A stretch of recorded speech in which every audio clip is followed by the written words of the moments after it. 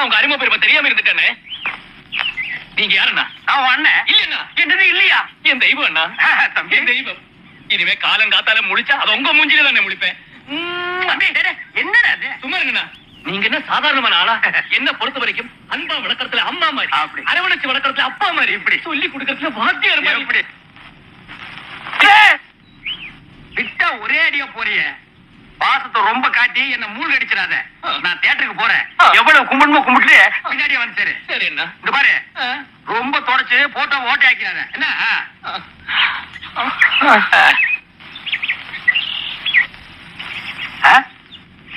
இவனுக்கு 4 கழுது வயசு ஆகுது. இவ்வளவு நாள் ஏற்படாத பக்தி அண்ணன் மேல திடீர்னு எப்படி இப்படி பெருக்கெடுத்து ஓடுது?